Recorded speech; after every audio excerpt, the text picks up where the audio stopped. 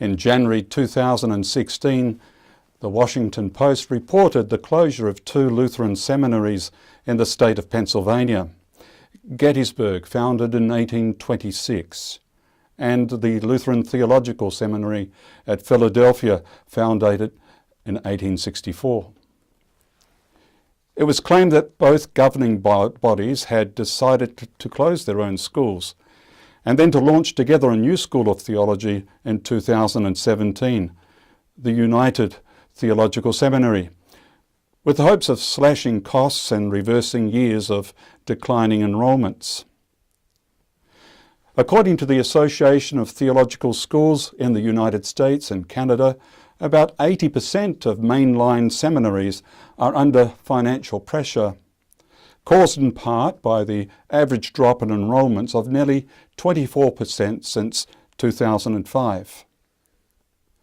As a result, many schools are likely to consider revamping their models of operation in the years ahead. As we begin a new academic year, I wonder how many students, staff and friends of our college are wondering about ALC's future viability. News was posted on the college website in December about the closure of ALC's tertiary residential boarding services effective from the 31st of January 2019. Social media comments since then have offered various interpretations of the meaning and significance of that announcement, some prematurely announcing the demise of ALC. Yet, let there be no doubt, the threats that face our future are very real. To adopt a continue business as usual approach is not an option for us. Our college is undergoing a period of transformation, taking lead from its strategic direction and reorganising itself to better meet the learning and vocational needs of the Lutheran Church of Australia. One aspect of that renewed identity and purpose, endorsed by our college board, will be the implementation of a distributed learning model across all vocational programs and courses of study. The title of today's opening lecture is Learning, Formation and Community: Challenges Facing a Distributed Model of Theological Education. This presentation addresses 3 consistent concerns raised within the LCA in response to any proposal of change to the traditional residential model of theological education provided through ALC. Concerns for academic rigour, for spiritual formation, and the essential influence of community in quality theological education. So what is distributed learning? Distributed learning is not distance education. Distance education had its beginnings in the 19th century correspondence and extension programs offered in England and Europe.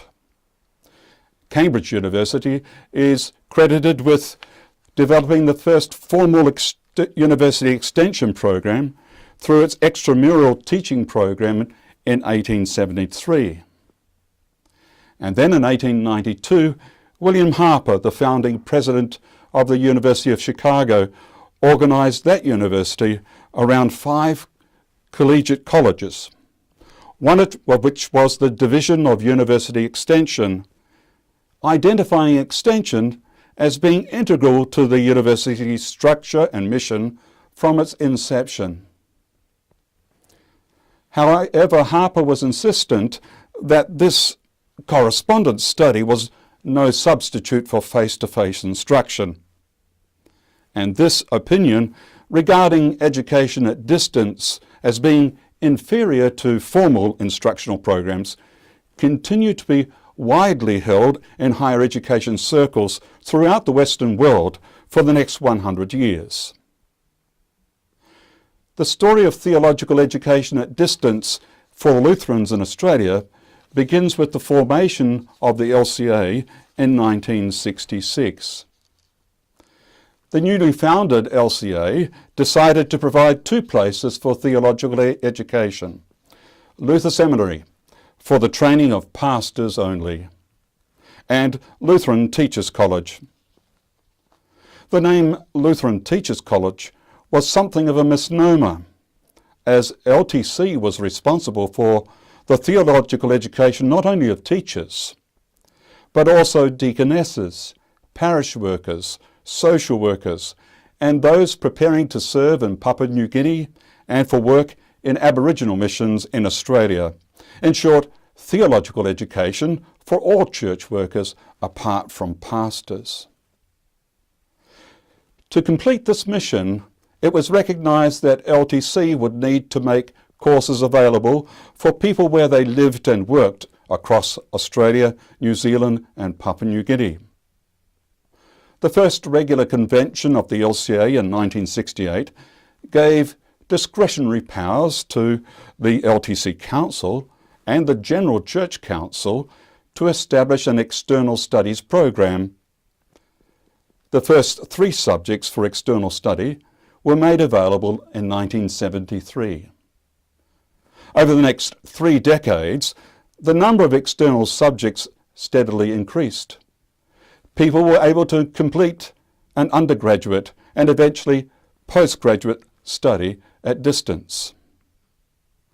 And while the name for the program changed from time to time, correspondence to external, to distance, flexible education, and the name LTC itself is gone, the recognition remains that theological education for the people of the church who cannot come on campus must continue to be an essential part of the LCA's Theological College. During the 1980s and 1990s, the combined impact of advances in technology, the demands of an increasingly mobile and diverse population, economic realities, and a dissatisfaction with traditional modes of study sparked renewed interest globally in distance education and the possibility of blurring the edges, the boundaries between traditional and distance education in higher education. This was the beginning of an educational revolution when the site of learning was transformed from a place to a process, and the instructional model from teacher and institution focused to student learning and context focused. However, theological colleges continued to ask how distance and online learning could provide students with the kind of personal interactions considered healthy and crucial in preparation for ministry in the church. Preference for a residential model of theological education as being superior to other approaches, indeed the absolute necessity of good theological education, is reflected in the commentary provided by the 2009 LCA Task Force report on alternative routes to ordination, a report that rejected a model of preparation based primarily on flexible education and employing local and district level expertise. I quote in part, "Spiritual and vocational formation are vital elements in the preparation of pastors, and a program delivered almost entirely by flexible education would provide few extended opportunities for such formation. The need for formative influences distinguishes theological and pastoral education from any other forms of professional training and education. It is acknowledged that some candidates might find situations which could compensate in part for the lack of the influence of a committed learning and worshipping community, but they would be few and far from ideal." However, such a belief in the superiority of face-to-face classroom work and traditional residential communities is an assumption rather than a proposition supported by research.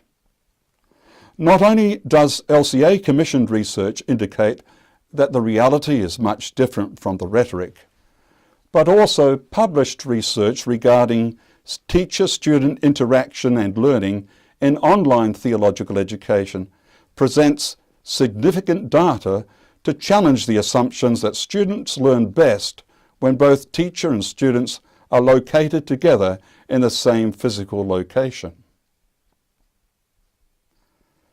Distributed learning, however, is not online-only learning, and it is not distance education in new clothing. Distributed learning is something different again. It envisages a college without walls, locally based, nationally coordinated, and globally connected. Students follow an approved program of study, but within a dynamic model of intersecting learning communities, congregation, college, and context. Distributed learning describes a model of learning that includes a mix of online learning, streaming video, conferencing, face-to-face classroom time, and experiential learning. Concurrent with their theological study, learners are engaged in a guided process of relational, reflective, and contextual learning, including the use of mentors and supervisors. Distributed learning accommodates the separation of geographical locations for part of the program, and it focuses on learner-to-learner as well as teacher-to-learner interactions. So what are some implications for students and teaching staff in ALC moving from an instructional model to a learning model?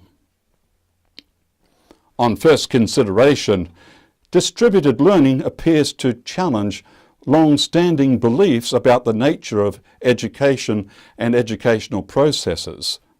Yet rather than being rejective of traditional models, distributed learning is receptive, responsive, and restorative.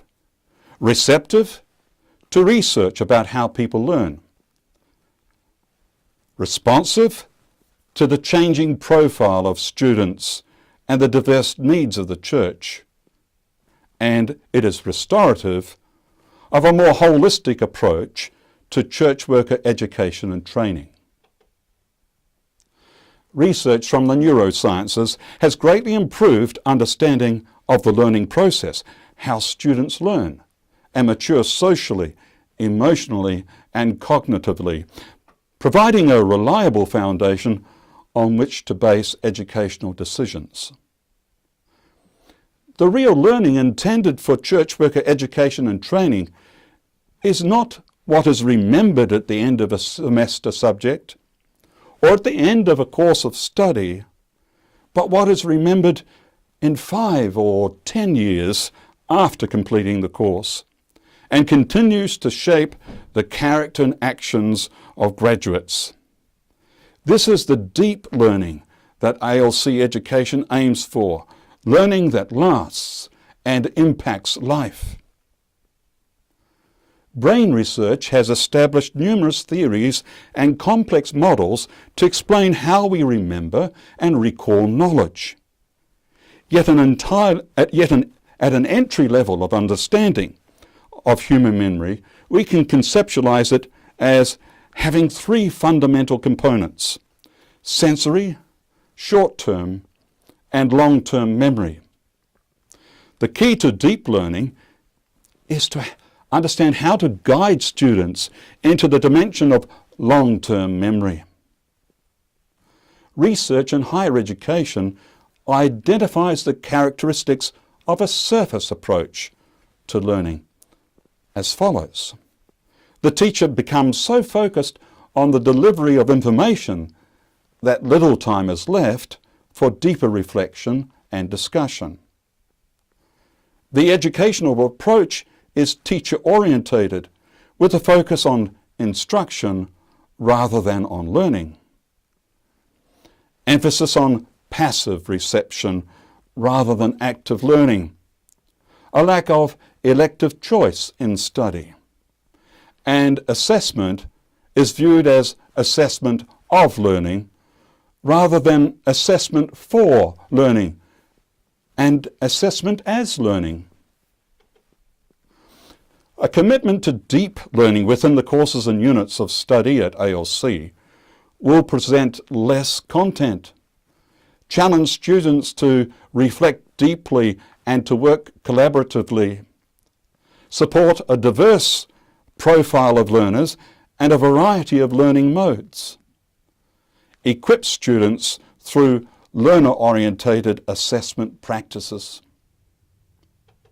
In traditional theological education, the curriculum is dominated by the study of texts, history, Bible, confession, practical theology, with the intended graduate outcome that students will be able to develop skills to apply these materials to various ministry contexts. However, in reality, that often does not happen due to insufficient skill development among students or the lack of intentional design in assessment tasks by teachers. Active or experiential learning presents an alternative starting point for learning, moving from context to texts and then back to contexts. Active learning involves problem-based learning, a common pedagogy in virtually all fields of professional education. As participants in learning communities, students explore ideas, implications from shared experience, and their own attitudes and values. There is no question that the LCA places a high value on the importance of theological education and supports the need for solid preparation of candidates for ministry in an increasingly complex world. Yet there are students and congregation voices concerned that the thinking skills that they develop at ALC are more limited to the comparison and analysis of academic texts than with the more demanding and complex way of thinking involved in analysing and synthesising theological materials in light of real-life questions faced by people in daily life. Some students say they come out of ALC knowing how to exegete a biblical passage, but have limited ideas on how to help people struggling to find meaning and purpose in life, how to know God's love when suffering domestic violence, or to hear the voice of God when being stalked by the black dog of depressive thoughts. Congregations, on the other hand, wonder why the same graduates fail to understand the realities of life, as if they have graduated with a mind filled with right answers that are addressing the wrong questions. Reflective practice and learning links together the learning from research and inquiry to the processes of learning from life experiences. The concept of lifelong learning, defined as the ongoing voluntary and self-motivated pursuit of knowledge for either personal or professional needs, emerged during the 1990s and recognises learning is not confined to the classroom, but takes place throughout life and in multiple contexts. Lifelong learning can be experienced through various pathways involving formal, informal, and self-directed learning. Although a revolutionary theory and approach to learning in educational circles, the concept of lifelong learning has a longer history in the theology and practice of the Church. The vocation of the baptized is daily growth in faith, hope, and love.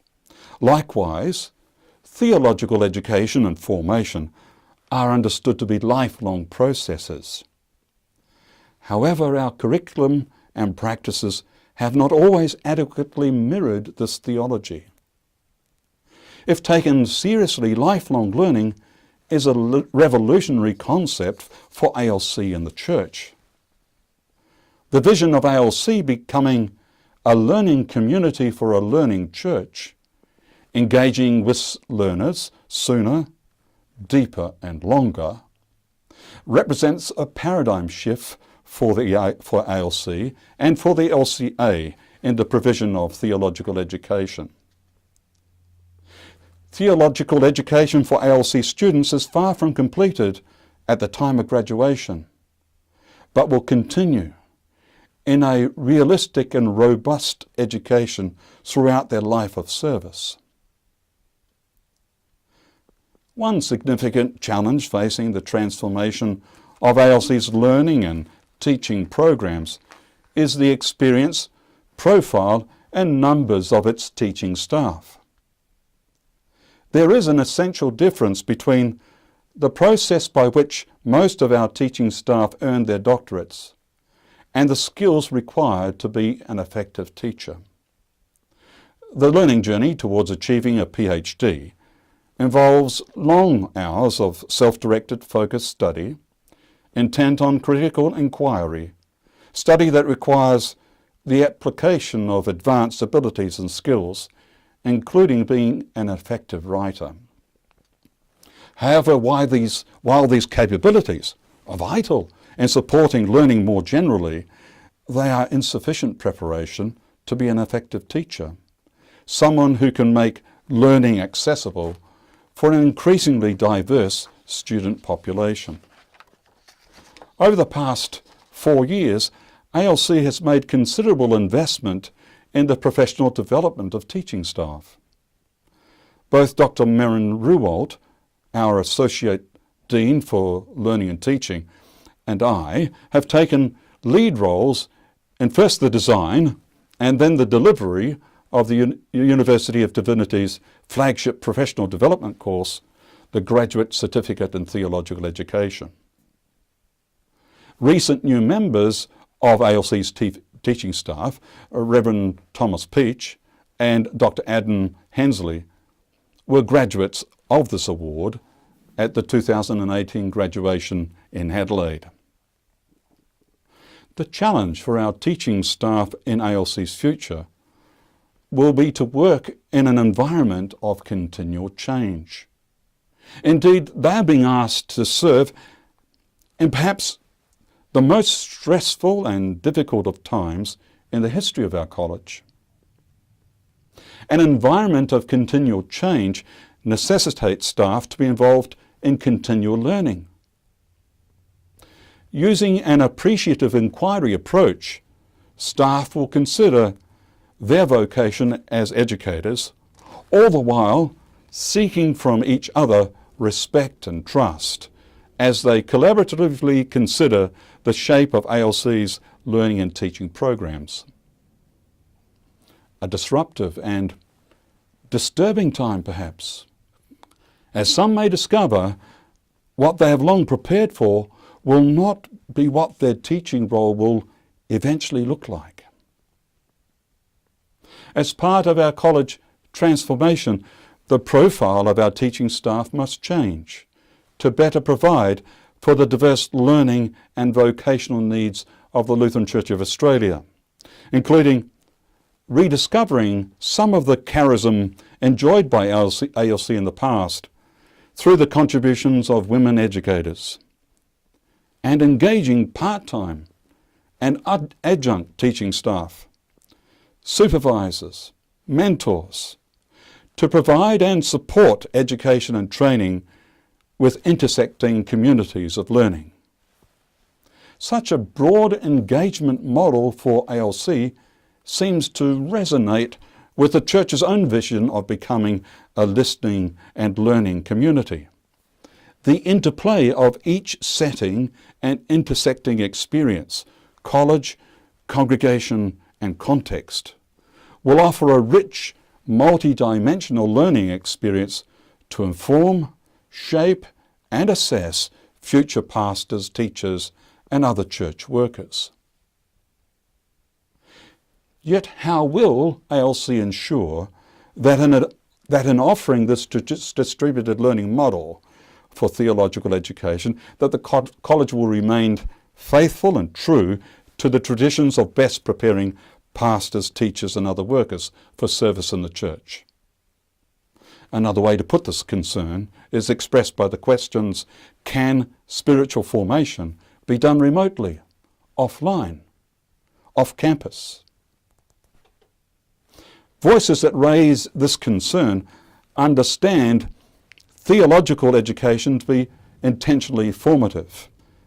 Historically, the DNA of formation provided at ALC has been an embodied process, fostered by community, shared values and experiences, activities, meals and space, chapel, worship, prayer, scripture, sacraments, and faculty, counselling, mentoring, talking, models of life and ministry. For Lutherans, theology is far more than knowledge and involves much more than the mind. Forming church workers has just as much to do with the heart. In an integrative work which brings together all dimensions of human being, it is this integrative work of intellect, conscience, emotions, memory, imagination, will and desires. It involves the formation of character, discipline, spiritual discernment and wisdom by the Spirit of God through the Word of God. So any proposed change to this established model of theological education, historically provided by ALC, is bound to raise questions about its validity, let alone its effectiveness. However, one curious aspect in this debate about providing spiritual formation in off-site or online contexts is the untested assumption people hold about the effectiveness of spiritual formation practices in face-to-face contexts. How do we know that spiritual formation is taking place in the life of students? How do students know what that looks like? How would we know if a student failed spiritual formation? Given the nature of our task as a college to prepare people for service in the church, and knowing the expected graduate outcomes and attributes, it seems more needs to be done in an explicit way about the integration of learning experiences and spiritual formation processes. An integration that goes beyond tacit knowledge and judgments made based on spiritual intuition. The issues and questions about providing effective spiritual formation in a distributed model are too complex to simply answer them with a yes or a simple no response. There would be genuine reason for concern if what was being proposed was a fully online theological education disembodied in that sense. But that is not what is being proposed. In distributed learning, the formative community switches from the on-campus college community to local church communities in towns and cities. Students participate in an embodied learning experience, drawing on the wisdom of experienced pastoral people, mentors, teachers and trainers, and one another, while remaining in their own communities. The prospect of community-based interactions rather than campus-based may mean that students will experience varied and less controlled theological conversations, nurturing their vocational reflection. Yet if these interactions are occurring within the context of the local congregation of the church, one may ask, is the church such a bad learning community that the campus community has to replace it? Formation in a distributed model through local church community with all its challenges may indeed provide a richer formative experience than the disconnected residential college community with all its challenges. Formation in local church community offers diverse opportunities for the development of a more engaged ministry. In response to those concerns that formation away from the local church community tends to promote clericalism, a ministry disengaged or at least separate from the community. Distributed learning requires ALC to intentionally reconceptualize formation for students in new learning contexts and to improve spiritual formation in our residential program. Our learning as a teaching staff in this area will undoubtedly also lead us to recognise the limits and boundaries of our own contribution to student formation, and the need to enlarge and engage partnerships with others to extend and enhance our own impact. Students are formed by God in every context of their lives, not just when they are in chapel or lectures. The role teachers play in a distributed model is that of facilitators of spiritual formation, rather than being the chief or sole agents. There is a rich tradition in Christian history regarding the essential influence of community in fostering personal spiritual formation. In the context of theological education, the importance of community is almost universally recognised. The history of residential theological education in the Lutheran Church of Australia owes much to the vision of life together by Pastor Wilhelm Löhr, a legacy that came to us via the Neuendettelsau tradition in Germany and continues to inform the values of ALC as it did for the former Luther Seminary. The theology of Löhr could aptly be described as ecclesial. 5 key aspects of this ecclesial theology were pietism, confessionalism, liturgical renewal, diaconia or service, and mission. As a commencing student in 1972, one of my required books for study was Life Together by Dietrich Bonhoeffer, a book that still appears today on the reading list for at least one class subject. Like the mediated influence of Löhr's vision, embodied through missionaries that were sent to Australia from Neuendettelsau, the legacy of Bonhoeffer's writings provides a rich resource for those involved in theological education. A key concept that interconnects Bonhoeffer's writings on Christ and the Church is this: Christ existing as community, God's continuing self-disclosure to human beings through the cross-shaped community of Christ, the Church. A practical expression of this theological axiom was his conviction that learning from and in Christian community is not peripheral to theology, but rather integral to it. In 1934, Bonhoeffer wrote to a friend, saying, "I no longer believe in the university. The next generation of pastors ought to be trained in church monastic schools where the Sermon on the Mount and worship are taken seriously." Life Together was written in 1938, just before World War II, as a reflection on Bonhoeffer's part of his period as director of the Confessing Churches Seminary in Finkenwalde in Germany.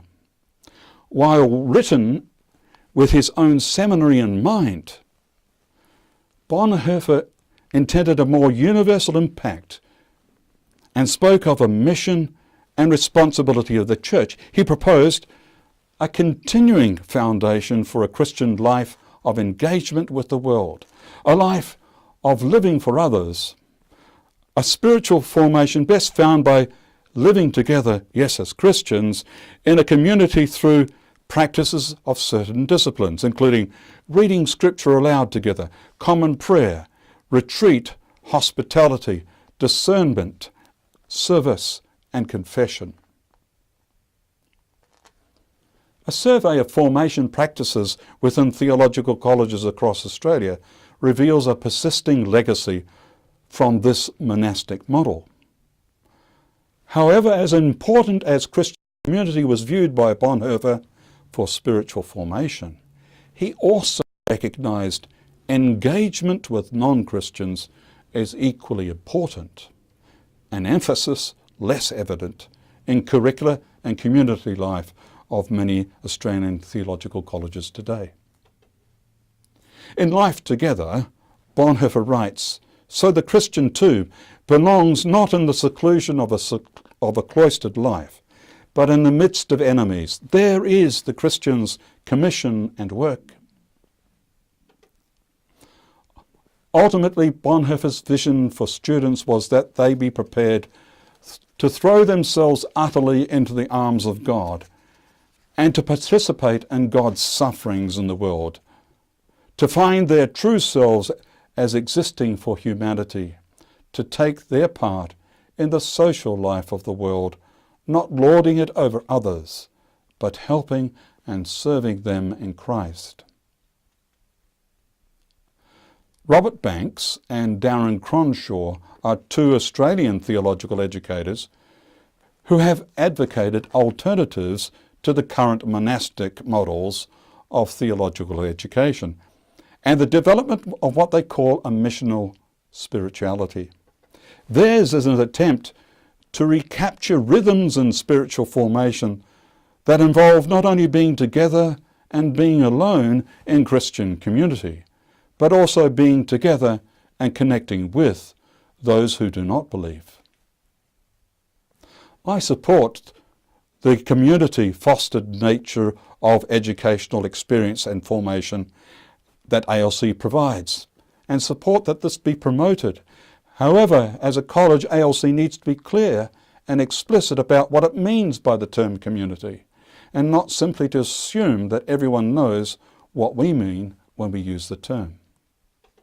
Increasingly in Australia, the meaning of community seems to be changing and referring to more flexible, individual connections instead of tight-knit groups with stable memberships and strong boundaries. Online social networks are just one example of this long-term social trend. In modern Australian society, simply because people live physically proximate to each other does not mean that community will necessarily or it automatically be created. In a college, the fact of classrooms does not guarantee community any more than an online chat room will.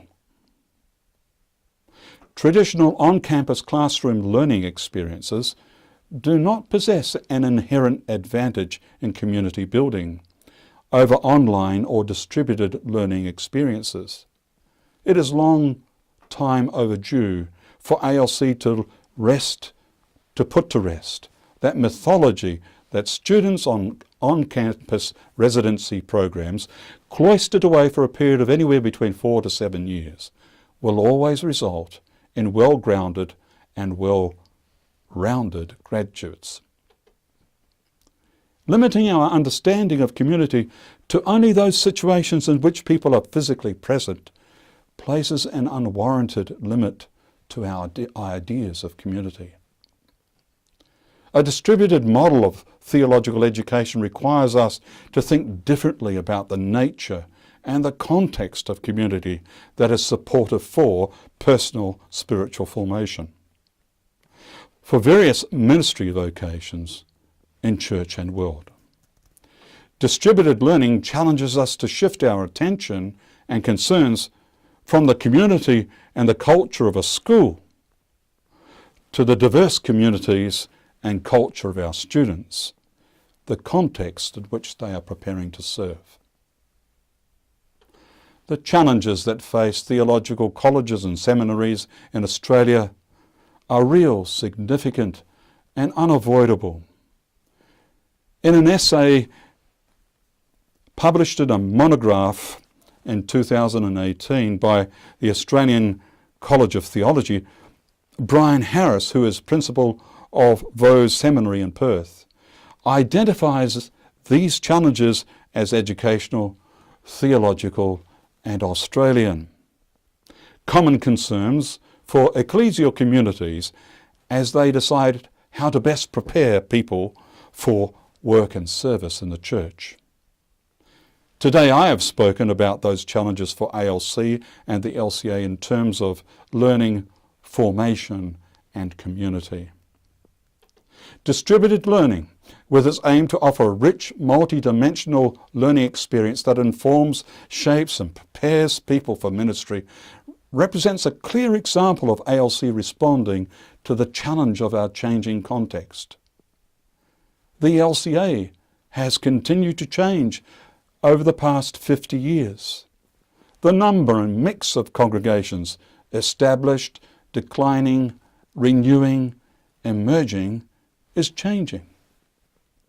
The arrival of migrants and refugees from Asia, Africa, and the Middle East has witnessed a change in our membership profile and highlights the special needs within culture and language groups. These realities expose the inadequacy of ALC, continuing to provide a one-size-fits-all response to the education and training needs of a diverse church.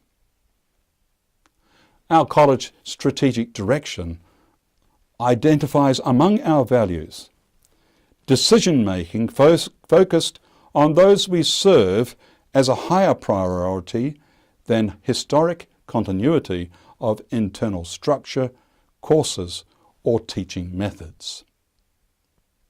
This is to be our college culture and character going forward as together we face the challenges of providing theological education and research for vocation and life, with an emphasis on vocational formation of people to meet the needs of a church and a world in a postmodern society no longer literate in the Christian faith.